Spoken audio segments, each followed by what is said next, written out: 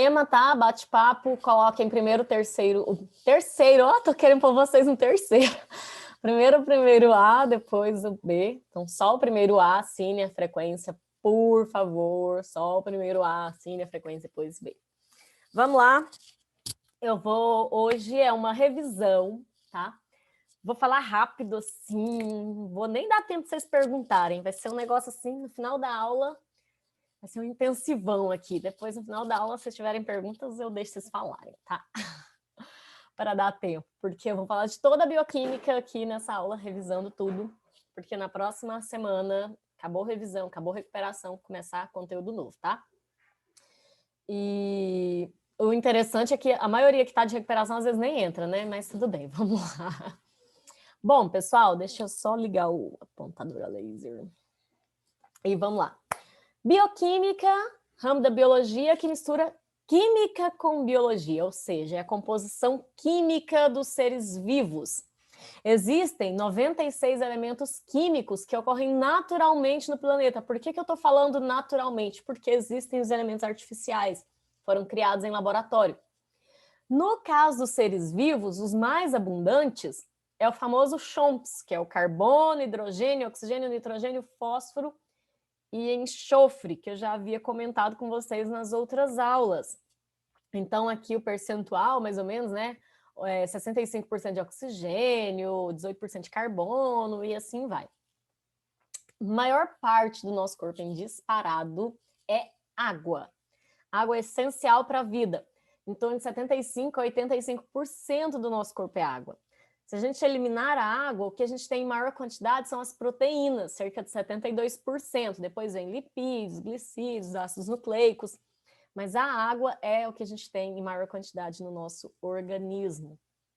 A água, gente, ela é o chamado solvente universal. Por quê? Porque ela consegue dissolver uma quantidade enorme de substâncias. Ela é polar, ela tem esse polo negativo, onde está o oxigênio, onde tem elétrons livres. E ela tem esse polo positivo, onde tem os hidrogênios.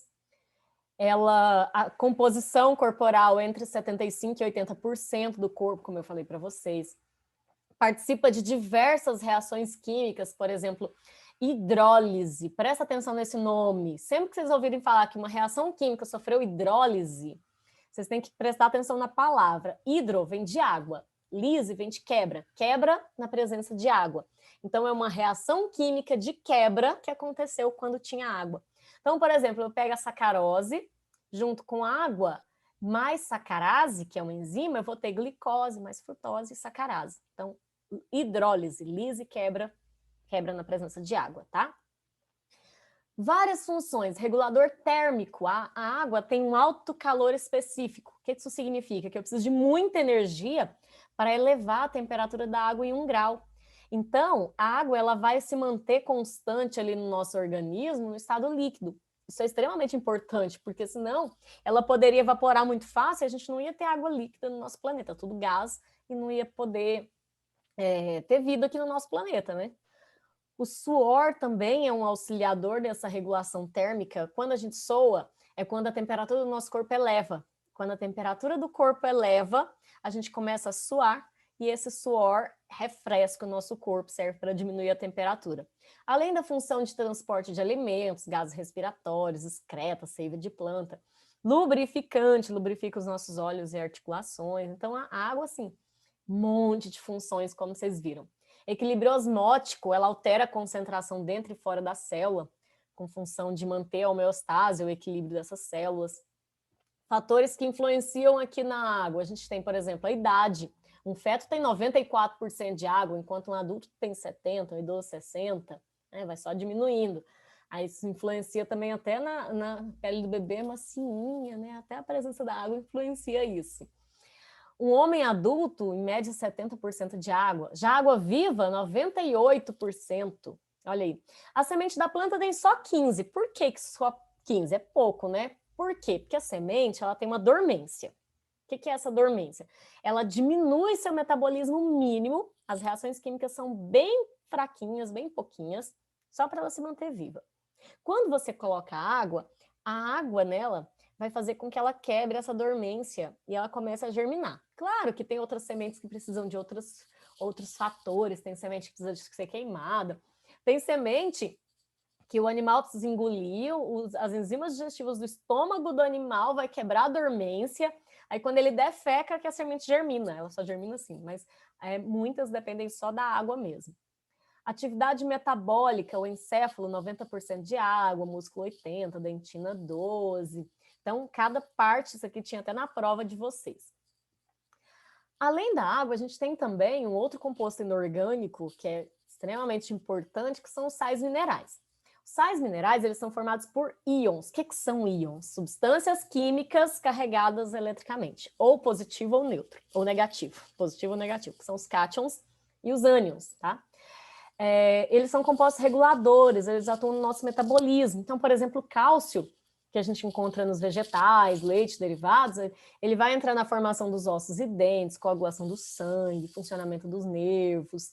O cloro, ele entra na composição do ácido clorídrico lá do nosso estômago, que ajuda na digestão, a gente encontra no sal de cozinha, cobalto, produção de vitamina B12, cobre, enxofre e assim vai. Então, existem vários sais minerais e eles têm essa função reguladora, ou seja, eles auxiliam no metabolismo, no funcionamento do nosso corpo. Aí aqui tem vários outros, a gente já tinha falado sobre isso antes, né? O ferro, por exemplo, na hemoglobina, que auxilia na respiração celular e todos os outros. Depois eu mando o slide no grupo, se vocês quiserem dar uma olhada com mais calma nesses detalhes, tá? Agora, além dos compostos inorgânicos, a gente tem os compostos orgânicos. Vamos relembrar a diferença. Composto inorgânico é aquele em que não há carbono como principal constituinte da sua composição química, tá? Compostos orgânicos são aqueles formados principalmente por elemento carbono. Além do carbono, ele tem também ligado covalentemente, eu não sei se vocês já viram isso em química, né? Ligação covalente é aquela que compartilha um par de elétrons com hidrogênio, oxigênio e nitrogênio. Tem várias funções no organismo, metabolismo, reserva, estrutural, informacional, regulação e assim vai. Tem várias funções. Os carboidratos é um exemplo de substâncias orgânicas. Eles são hidratos de carbono, açúcares, glicídios ou glucídios. Eles podem ser monossacarídeos, disacarídeos ou polissacarídeos. Mono vem de um, então é formado por uma molécula só. Essa molécula, ela tem essa formulazinha básica aqui que todo mundo tem que prestar muita atenção para vocês entenderem. Olha só, CnH2nON. O que é isso, né? O N equivale ao número de carbonos, que varia de 3 a 7. Então, se eu tenho 3 aqui, 3 carbonos, então vai ser C3, 2 vezes 3 é 6, né? H6O3. Se eu tenho um dos mais famosos, né, que são as hexoses, que é 6, que é a glicose, né? C6H12, 2 vezes 6 é 12, né? Oh, ninguém sabe disso, né? Contando a novidade para vocês. E o O6 de novo, tá?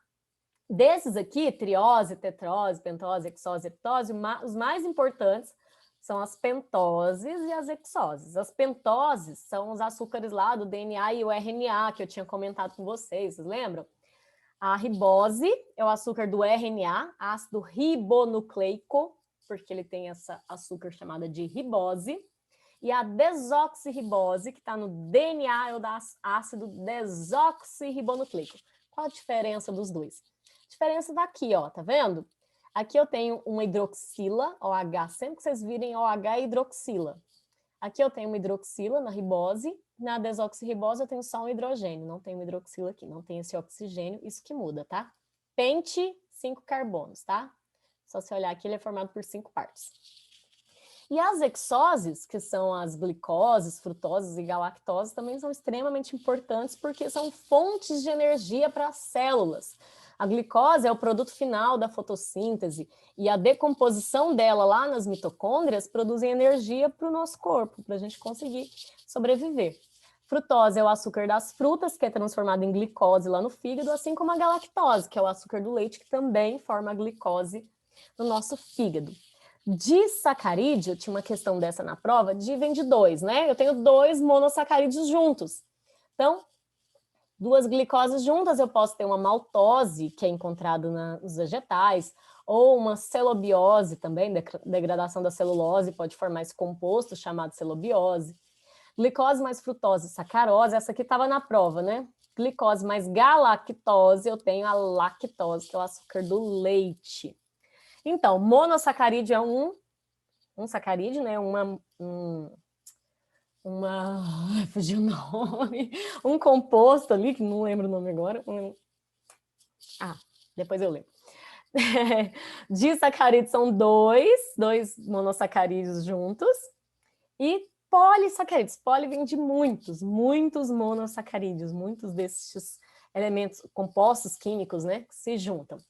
Exemplo, amido, que a gente ouve falar muito, encontrado no milho, soja, arroz, feijão, reserva de energia, tanto para as plantas quanto para os seres humanos. Um dos principais é de onde a gente tira a principal fonte de energia do nosso corpo. O glicogênio, que é uma reserva energética dos animais, que está presente no fígado e nos músculos, formada a partir também da união de várias glicoses. A quitina, vocês já viram quando um animal morre? Morre não, troca o esqueleto dos insetos ali, uma cigarra, por exemplo, você acha só o esqueletinho dela na árvore. Provavelmente vocês já devem ter visto isso.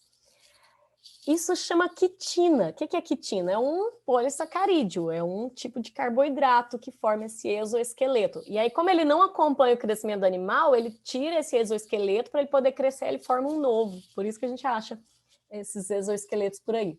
E a celulose, que é bem conhecida também, que forma a parede celular das células vegetais. E ela protege, por exemplo, a célula para ela manter seu formato, para controlar a entrada e saída de substâncias, tem várias funções ali, e além disso ainda usamos para fazer papel, né? Além dos carboidratos, a gente tem também os lipídios. O que são lipídios? São substâncias orgânicas insolúveis em água, porque são formados por moléculas apolares, tá? E não tem carga elétrica. Olha só, os polissacarídeos são formados pela união de vários monossacarídeos. Os lipídios são formados pela união de duas coisinhas, que é o glicerol e os ácidos graxos. O glicerol é um álcool ligado ali, com cada carbono é ligado por uma hidroxila. Hidroxila é o OH, não esqueçam, extremamente importante. Então aqui eu tenho 3 carbonos ligados em 3 hidroxilas. Isso aqui é um glicerol. E aí, ele vai estar ligado nesse composto aqui chamado de ácido graxo, que é uma molécula de cadeia longa, uma cadeia carbônica insaturada, presença de ligação dupla, e aí onde tem essa ligação dupla, ela sofre esse curvamento aqui. É mais uma estrutura química aqui para vocês entenderem como que funciona isso. Se ela tiver formada por uma cadeia carbônica saturada, ela vai ser linear, ela só tem ligação simples, vocês vão ver isso depois em química, com mais detalhes. Então, se eu tenho uma ligação glicerol mais ácido graxo, eu vou formar o triglicerídeo. Vocês já devem ter visto isso, por exemplo, nos exames de sangue, né? Os triglicérides, não sei o quê, está relacionado com a quantidade de lipídios ali no organismo. Esses lipídios, eles podem estar na forma de glicerídeos, que pode ser na forma de óleo ou gordura. Os óleos, eles são ácidos graxos insaturados. Vamos voltar aqui, ó. Eu tenho aqui, ó. Esse daqui é uma cadeia insaturada, ou seja, eu tenho ligação dupla, tá? E aí, ele tem uma consistência líquida à temperatura ambiente, não tem esse empacotamento das cadeias carbônicas longas, por isso que ele fica no formato líquido. Já as gorduras são formadas por ácidos graxos saturados, ou seja, só ligação simples, só tem uma ligação entre os átomos de carbono, tá? Não tem aquela ligação dupla. Ela é sólida à temperatura ambiente, vai acontecendo esse empacotamento das cadeias carbônicas longas, por isso que forma essa gordura. E é assim, a gente precisa de lipídios no organismo, é uma fonte de energia, regula a temperatura, mas o excesso é prejudicial, tá? Qual a função dos glicerídeos? Reserva energética, sementes oleaginosas, tecido adiposo animal, forma a nossa gordurinha, funciona como reserva de energia. A gente comentou isso naquela questão lá, né, do gordo e do magro, que estava perdido lá e tal, né, quem quer sobreviver. E tem também a cera. A cera é formada por uma molécula de álcool que é diferente do glicerol, que é unida a uma molécula uma ou mais moléculas de ácidos graxos. sólida a temperatura ambiente, não é solúvel em água também. O ponto de fusão, que é o período em que quando ela passa ali do sólido para o líquido, é maior que nos glicerídeos. Então, qual que é a função? Por exemplo, o cerumen, cera do ouvido, famosíssima, né? Protege contra agentes estranhos que entram no nosso canal auditivo. A cutina, que reveste as folhas e impede a evaporação excessiva. A folha tem uma camada de cera por cima, eu já tinha comentado isso. Nas aves aquáticas, as aves, ela tem uma glândula que chama glândula uropigiana. Muitas vezes ela fica próxima à cloaca. Aí ela vai com um biquinho, passa o bico nessa glândula. Não sei se vocês já viram alguma ave fazendo isso. Aí ela vem e passa essa cera nas penas. Para que ela faz isso? Para ficar impermeável à água. Quando molha, por exemplo, chove, né? A água não impregna ali, não encharca as penas dela, a água escorre e aí ela consegue voar, por exemplo, porque se a água encharca a pena dela, pesa e ela não consegue voar, por exemplo, entendeu?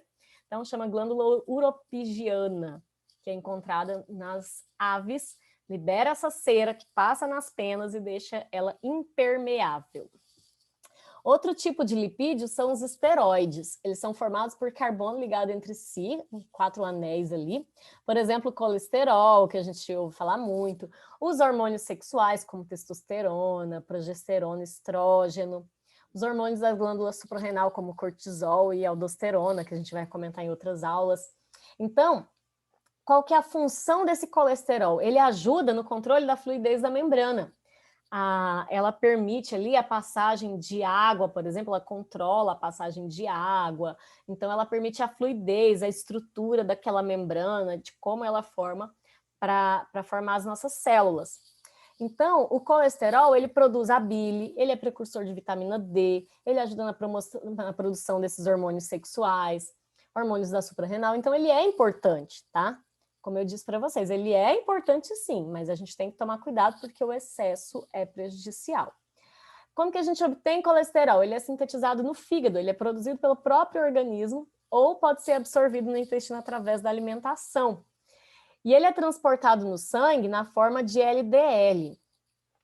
E aí, gente, o que acontece? Eu estava até comentando na turma anterior que tem um macete para você saber qual que é o bom e qual é o mau colesterol. Galera do primeiro B, pode assinar a frequência aí, por favor, todo mundo. Então, olha só, o macete é assim, porque tem 2 tipos de colesterol, tem o LDL e o HDL.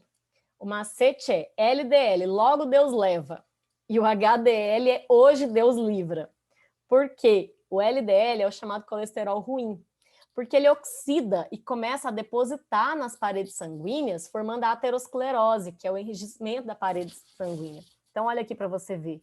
Vai formando essas placas de gordura, e isso daqui vai dificultando o fluxo de sangue, pode até se romper o vaso sanguíneo. Então, por isso que o LDL ele é tão perigoso, ele vai formando essas placas de gordura que podem entupir os vasos sanguíneos, tá?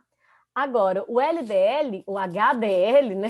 Hoje Deus livra, eles são transportadores de fosfolipídios, mas podem transportar colesterol quando está em alta concentração no sangue. Então, ele capta, ele tira o excesso de colesterol no sangue, leva para o fígado, onde vai ser eliminado junto com a bile. O HDL tira esse excesso de colesterol do organismo e impede a formação dessa aterosclerose, por isso que é chamado de bom colesterol, tá? Então, vamos lembrar do macetinho, ó. Logo Deus leva, hoje Deus livra, tá? Uma aluna que me mandou, achei muito interessante. Eu mesmo confundia, então o macete me ajudou a lembrar qual é qual. E tem os fosfolipídios. Fosfolipídios são lipídios que formam a membrana da célula. Ele é formado por uma cabeça que é hidrofílica, ou seja, que permite a passagem de água, e essa cauda aqui, ó, que é hidrofóbica. Hidrofóbica, fobia vem de medo, aversão, que não permite a passagem de água. Então, isso é importante porque controla a entrada e saída de água da célula. Tá? Então, a membrana ela é formada por uma dupla camada lipoproteica, 2 camadas de fosfolipídios, cheios de proteínas inseridas aqui no meio, tá bom?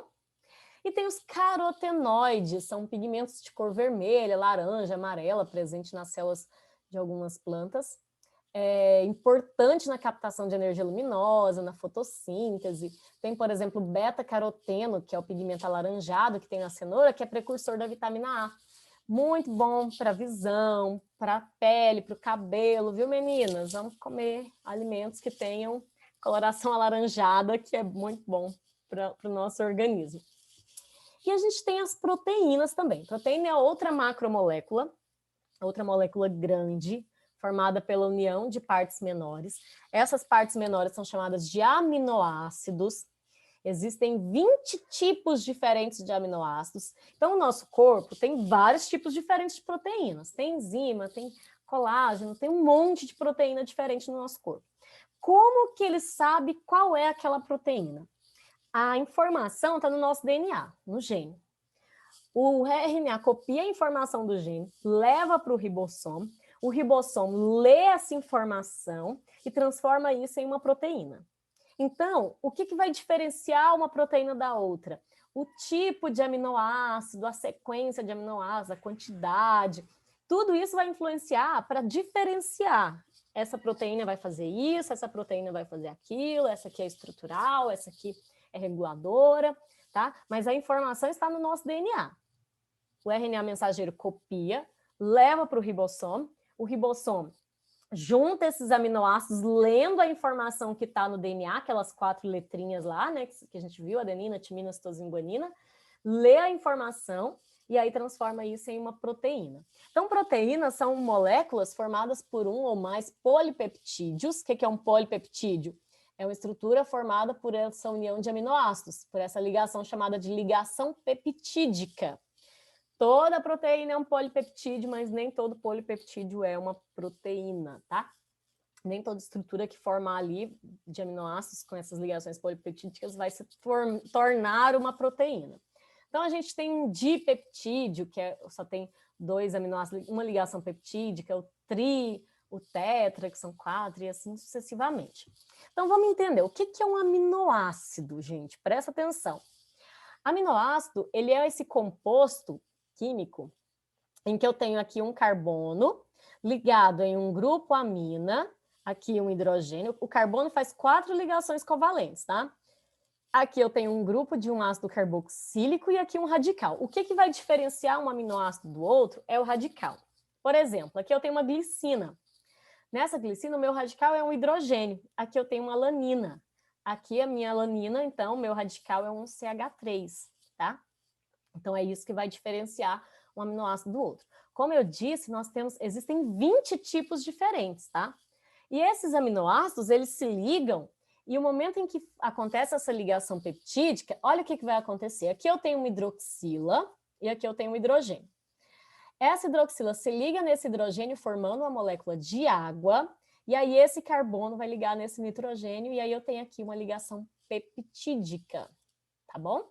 Então, o número de ligações peptídicas é o número de aminoácidos menos 1, porque eu tenho 2 aminoácidos, uma ligação, 3 aminoácidos, 2 ligações, e assim sucessivamente, tá? Sempre liberando água cada vez que há uma ligação peptídica. Então, como eu dizia, existem 20 tipos diferentes de aminoácidos. Destes 20 tipos, 12 são chamados de aminoácidos naturais, ou seja, são aminoácidos que o nosso organismo consegue produzir. Só que 8 desses aminoácidos o nosso corpo não produz. A gente precisa adquirir eles e é através da alimentação. Os vegetais conseguem produzir esses 8 aminoácidos essenciais que a gente não consegue.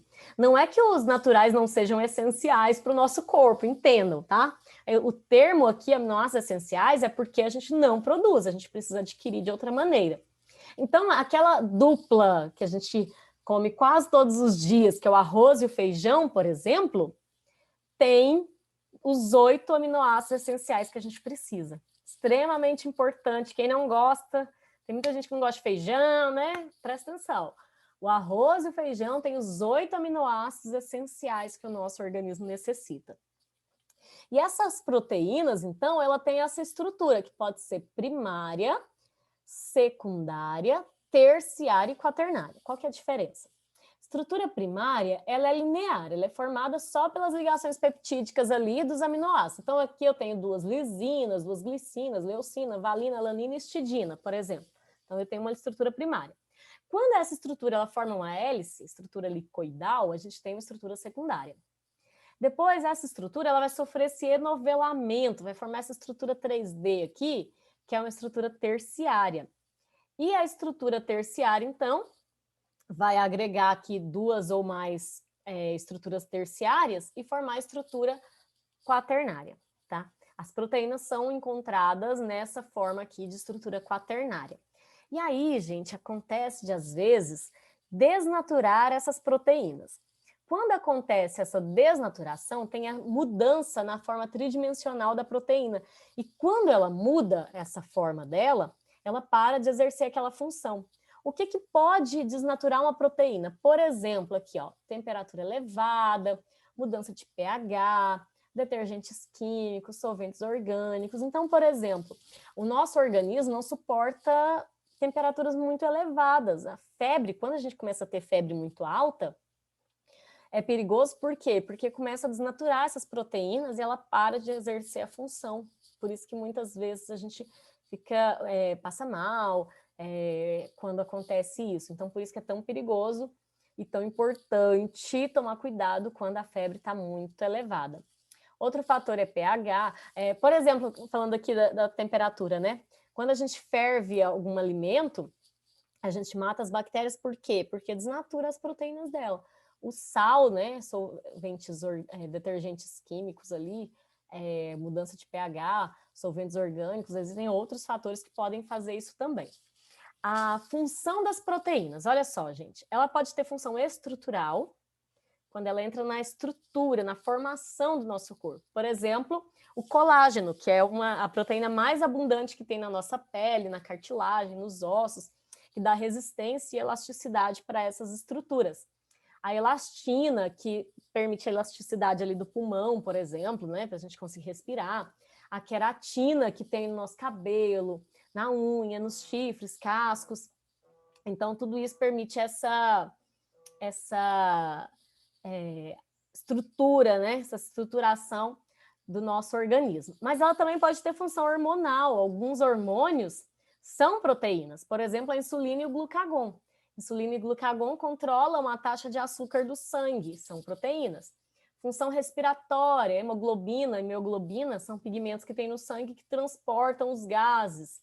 A função contrátil, a quitina e miosina, são duas proteínas que tem no músculo, elas se entrelaçam assim para permitir a contração e o relaxamento do músculo. Proteínas carreadoras na membrana plasmática, lembra que eu mostrei que na membrana tem lipídio e proteína? Proteína permite a entrada e saída de substâncias da célula. Função imunológica, os anticorpos ou imunoglobulinas são proteínas. As enzimas, função catalisadora, aceleram as reações químicas. Então, falando especificamente das enzimas, gente, as enzimas são proteínas que atuam nesses catalisadores biológicos, acelerando as reações químicas. Ela não altera o produto final, mas ela vai fazer com que o nosso corpo gaste menos energia para fazer a mesma coisa que faria sem a enzima, só que com mais tempo e com menos tempo, né? Com a enzima vai gastar menos tempo e menos energia. As enzimas, então, elas podem ser classificadas como simples, que é formada só por aminoácidos, ou conjugadas. Tem uma parte proteica, que é chamada de apoenzima, e uma parte não proteica, que são as coenzimas. E aí vai formar essa holoenzima, que é essa enzima conjugada. As coenzimas, elas auxiliam as enzimas no seu funcionamento, e a maioria delas são vitaminas e sais minerais. Então, olha aqui para vocês verem esse mecanismo da ação enzimática reduzindo energia. Aqui a gente tem energia de ativação. O que é energia de ativação? É energia necessária para começar uma reação química. Então, eu vou gastar uma energia muito grande para começar a reação. Depois, essa quantidade de energia diminui. E aí, gente, olha só para vocês verem. Aqui uma reação sem catalisador. Olha o tanto de energia de ativação que eu vou precisar. E uma reação com enzimas, olha o tantinho, olha a diferença. Eu vou gastar muito menos energia e o meu produto final é o mesmo. Olha aí para vocês verem. Tá vendo? Então, a enzima, ela reduz essa energia de ativação. E a enzima, isso aqui eu comentei com vocês na aula passada também, ela tem essa estrutura chave-fechadura. O que isso significa? ela é específica, ela não consegue se ligar a um substrato diferente do que ela foi produzida para encaixar, por isso que é chamado chave-fechadura. Então, eu tenho aqui a maltose e a maltase. A maltase encaixa perfeitamente aqui para ser quebrada e liberar duas glicoses. Agora olha a molécula de sacarose. Ela tem um formato diferente, ela não vai conseguir se encaixar aqui. Então, cada enzima é específica. Eu tenho as proteases que digerem proteínas, amilases que digerem amido, e assim vai. A temperatura é outro fator que interfere nas reações enzimáticas. Existe uma chamada temperatura ótima, né, que permite essa reação aqui das enzimas, mas se eu aumentar mais a temperatura, eu posso desnaturar. Então, tem que ter a quantidade certa. Não pode ser nem de mais e nem de menos. E aí eu tenho essa temperatura ideal ali para permitir a máxima função ali dessas enzimas.